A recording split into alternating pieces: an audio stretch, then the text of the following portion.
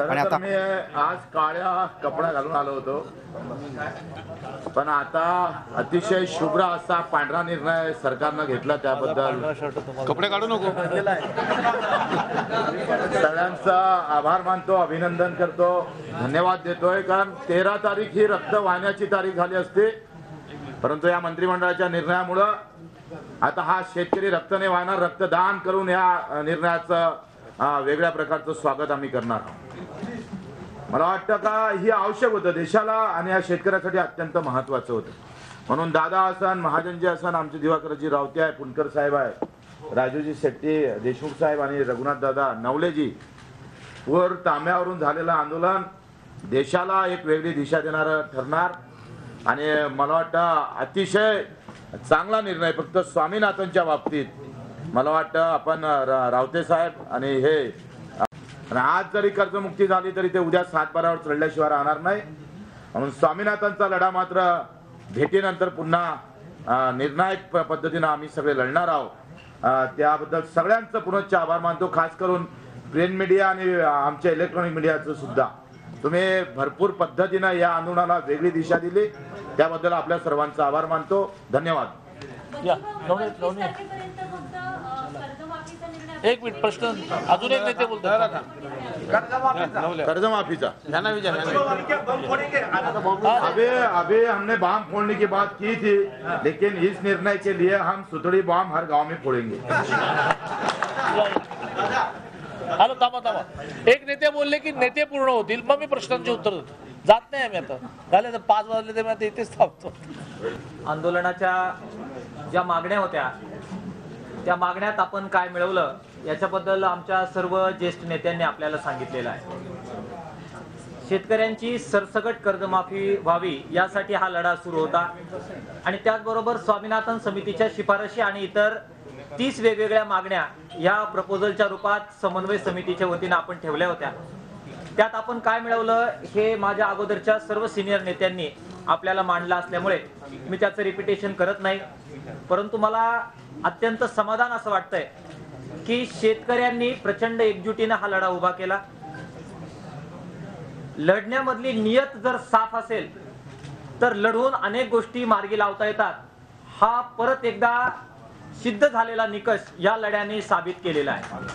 आणि म्हणून हा लढा ज्यांनी मूलतः सुरू केला त्या पुंतांबे गावाचं स्मरण केल्याशिवाय मला पुढे जाणं शक्य नाही. त्यामुळे पुंतांबे गावाच्या सर्व शेतकऱ्यांचं आणि त्यांच्या आव्हानाला महाराष्ट्राच्या ज्या सर्व शेतकऱ्यांनी अत्यंत विश्वासाने साथ दिली त्या सर्व शेतकऱ्यांच्या लढ्याचं हे यश आहे. त्यांना मी आपल्या सर्वांच्या वतीनं धन्यवाद देतो. या सगळ्या लढ्यामध्ये सर्व शेतकरी नेते हे एकत्र आले ही अभूतपूर्व घटना आहे. आणि म्हणून मान अपमान न ठेवता बाकी कोणताही गोष्टी पुढे न आणता सर्व शेतकरी नेते एकत्र आले. पुढील शेतकऱ्यांच्या प्रश्नासाठी सुद्धा ते आपली ही एकजूट कायम ठेवतील हा विश्वास त्यांच्याकडून आम्हाला मिळालेला आहे. त्यामुळे त्या घटनेचं सुद्धा दखल महाराष्ट्राने घेतली पाहिजे हे मी आपल्याला या ठिकाणी सांगू इच्छितो. महाराष्ट्राच्या जनतेला, महाराष्ट्राच्या सरकारला, महाराष्ट्राच्या पोलिसांना सुद्धा मी एका गोष्टीसाठी धन्यवाद देईन की हा लढा अत्यंत शांततेच्या मार्गाने पुढे नेण्यामध्ये आपण अत्यंत काळजी घेतली. महाराष्ट्राची मान उंचावणारी ही घटना आहे की आम्ही हिंसेच्या बाजूने नाही तर सनदशील मार्गाने लोकशाही चौकटीमध्ये चांगल्या प्रकारची नियत ठेवून आंदोलन केले तर ते फलदायी होऊ शकतात. अशा प्रकारचा वस्तुपाठ सबंध देशाला आज महाराष्ट्राने घालून दिलेला आहे. त्याच्याबद्दल सुद्धा मी समाधान या ठिकाणी व्यक्त करतो. आमचे जे सगळे मार्गदर्शक आहे, खरं तर हे नव्या पिढीचं आंदोलन होतं. आमचे सगळे मार्गदर्शक ज्यांनी आम्हाला घडवलं ते आमचे नेते तर आहेच, त्याचबरोबर डॉक्टर अशोक ढवळे असतील, जयंत पाटील असतील, बाकी सगळे ज्येष्ठ नेते असतील, त्यांचं सुद्धा मनपूर्वक आभार आमच्या नव्या पिढीच्या वतीनं मानल्याशिवाय मला पुढे जाता येणार नाही. मित्रांनो, प्रेस ज्याचा उल्लेख आताच आमदार बच्चू कडू यांनी केला, शेतकऱ्यांच्या बाजूने अत्यंत चांगल्या पद्धतीची भूमिका प्रिंट मीडिया आणि वाहिन्या या दोघांनीही निभावली. त्यांचं सुद्धा मी धन्यवाद नक्कीच देतो. महाराष्ट्रातल्या वेगवेगळ्या विचारवंतांनी हा लढा ट्रॅकवर राहावा, त्याची दिशा प्रॉपर दिशेने राहावी यासाठी महत्त्वाचा रोल प्ले केलेला आहे. त्यांचं स्मरण मी करतो आणि त्यांना सुद्धा मी आपल्या सर्वांच्या वतीनं धन्यवाद देतो. मित्रांनो, हे सगळं होत असताना वैचारिक संघर्ष, राजकीय संघर्ष हा विरोधक आणि सत्ताधाऱ्यांमध्ये असतो. असं असताना सुद्धा सरकार म्हणून एक जबाबदारी यंत्रणेची असते. आंदोलनाची पातळी वेगळी, परंतु सरकार म्हणून सुद्धा सकारात्मकता ही सरकारने दाखवलेली आहे. याची आम्ही सर्वांनी दखल घेतली पाहिजे. ती सकारात्मकता जर दाखवली गेली नसती तर प्रश्न सुटण्याच्या बाजूने चर्चा होऊ शकली नसती.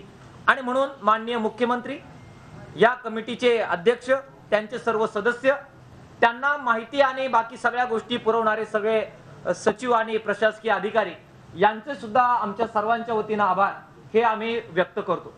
शेवटी हा लढा संघटित करण्यासाठी जी कोऑर्डिनेशन कमिटी आहे त्या सर्वांचं अत्यंत सहकार्य या सगळ्यामध्ये लाभलं. काही घटना घडल्या, परंतु शेवट अत्यंत सकारात्मक होतो आहे आणि म्हणून त्यांचं सुद्धा मला आभार व्यक्त करायचं आहे. शेवटी आमच्या तिन्ही नेत्यांनी जी गोष्ट सांगितली ती अंडरलाईन करून मी माझं भाषण संपवतोय की श्रमिकांसाठीचा, कष्टकऱ्यांसाठीचा लढा हा कधीही संपत नसतो. ती एक निरंतर चालणारी प्रक्रिया आहे. नियत चांगली असेल तर त्याच्यामध्ये पुढे जाता येतं, एवढं आपल्याला यातून नक्कीच अधोरेखित झालेलं आहे. मागण्या मान्य झालेल्या आहेत, परंतु त्याची अंमलबजावणी बाकी आहे. ती जोपर्यंत पूर्ण होत नाही तोपर्यंत आम्ही सगळे जागे राहणार आहोत, भेटत राहणार आहोत, त्या निर्णय प्रक्रियेवर लक्ष ठेवून राहणार आहोत आणि मुख्य म्हणजे शेतकऱ्याच्या या मागण्या पदरात पडेपर्यंत आम्ही सगळे एक राहणार आहोत. आणि म्हणून पूर्ण जागरूकतेने आम्ही आहोत.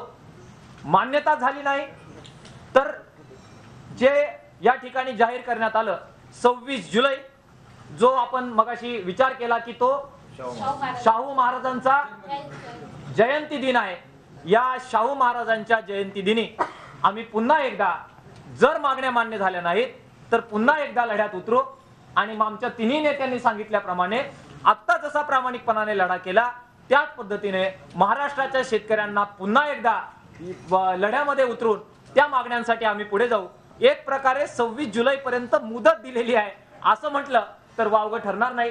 पुन्हा एकदा आपल्या सर्वांचं आभार व्यक्त करतो आणि सहकार्याबद्दल आपल्याला धन्यवाद देतो. डॉक्टर नवले आणि दादा, तुम्हाला एक प्रश्न. ज्या पुणतांब्यापासून आंदोलन सुरू झालं त्याचा उल्लेख प्राध्यापकांनी केला, ते 1-2 मिनिटं सगळ्यांचे आभार मानले.